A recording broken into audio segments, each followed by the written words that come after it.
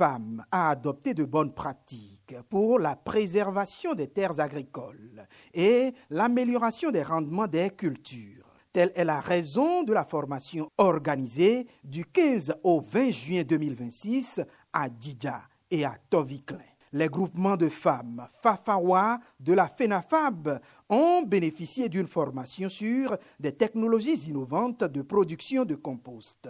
Les technologies de multiplication rapide des tubercules et racines adaptées aux contraintes d'eau et d'espace, ainsi que sur la fabrication de biopesticides.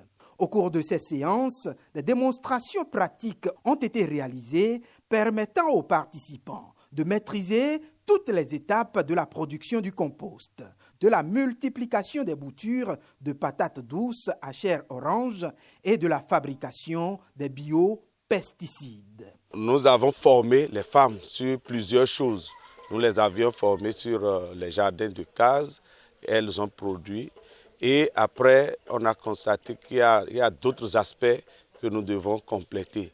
Donc, c'est ça qui a fait que nous avons formé sur un compost qui est mûr en 18 jours. Grâce à l'appui de ses partenaires, la FENAFAB promeut des méthodes de production optimales et rentables, nécessitant peu d'espace et peu d'eau, afin de favoriser une production maraîchère durable tout au long de l'année. Il faut forcément trouver les moyens de mettre ces connaissances-là à l'échelle dans toutes les communes. La FENAFAB est très disposée à accompagner tout projet, tout programme et toute structure qui voudrait de notre expérience, de notre expertise dans ce domaine de production hors sol, de multiplication des lianes, les lianes de boutures, de tubercules et de racines.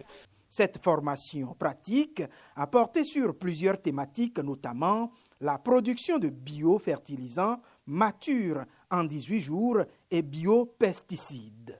Dans un premier temps, nous nous sommes entretenus avec elle sur le thème par rapport à l'activité qui se fera et on les a expliqué un peu la partie théorique de ce qui se fera.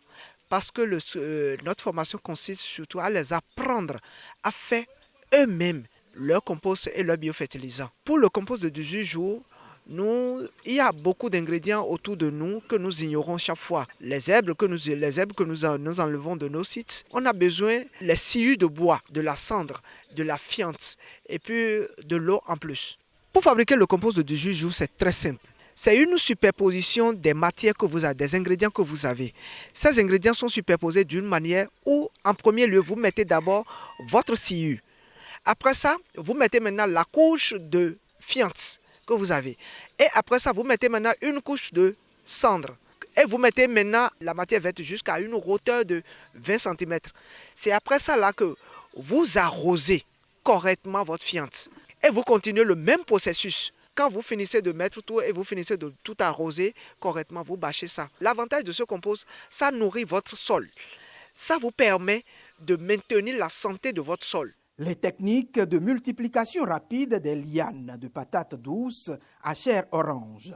Les techniques de production intensive de la patate douce en sac de jute. Ma formation consiste à faire la multiplication de la patate douce à chair orange et la production au sol. Après avoir fait le confectionnement de notre planche, nous avons fait l'apport de trucs là, de l'engrais organique. L'engrais organique que nous avons utilisé ici maintenant, c'est des fientes de volaille. Après ça, nous avons fait notre plantation, on a planté ces boutures-là. Pour les femmes bénéficiaires, cette formation constitue une véritable opportunité de renforcer leurs compétences et d'améliorer les performances de leurs activités agricoles. On a besoin de ces choses-là depuis longtemps et on ne sait pas comment on va faire. Donc c'est tout comme si c'est nous qui les a appelés, alors que ce n'est pas ça.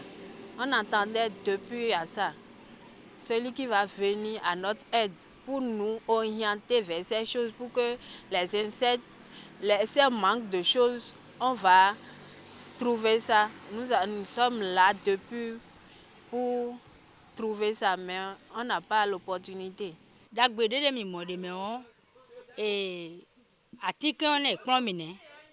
Quoi mi so bon so khwati kan na yo cha ton cha izene mi so bon khwati kan na yo mi so cha kilo ko dion yo bu ati kan ne ene fu anglais bio e pron mi yo e mi le blo ne ka ba ku so anglais bio njo nu de mi de dogbon mi chesi zaji mo akwa na le depo do anglais dion 17500 we mi ka do cha foton kun we agari yo mi ka do wa e kai mo yo mi ka so gbe han bodo su yipo koklomi bodo afiso dro ne po mi ho iple yo kana sa foton kun we asa foton kun ko mi atun lo je e ku so anglais na o mi asa nu tin kun mi tole ko no e kwa depo mi supoton mi atokuta so nu cascade bodo ke bene bodo fina fa buko wana ikuta so nu plon me de plon mi le do e plon nu mi bo na mi nu yen bo mi atun lo je kwele sami de kwele de po supoton. Vraiment, moi je remercie la FENAFAB, Cascade, Kergen pour ces initiatives. À l'issue de la formation, un dispositif de suivi de la restitution des connaissances acquises est mis en place.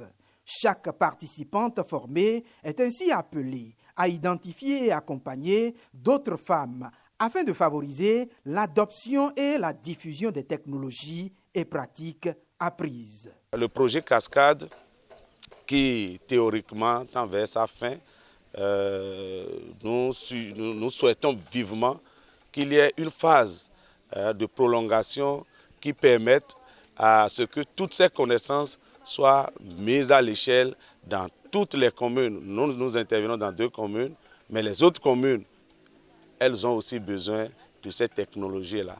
Nous pouvons aussi passer par les autres ressources qui interviennent dans ces communes. Donc nous allons les renforcer pour qu'elles puissent aller diffuser cette technologie-là dans les communes. Et ça, c'est pour le bonheur de tous les ménages, des femmes enceintes, des femmes en âge de procréer et des enfants. Cette initiative contribue au renforcement des capacités des femmes rurales et à la promotion d'une agriculture plus productive, résiliente et respectueuse de l'environnement.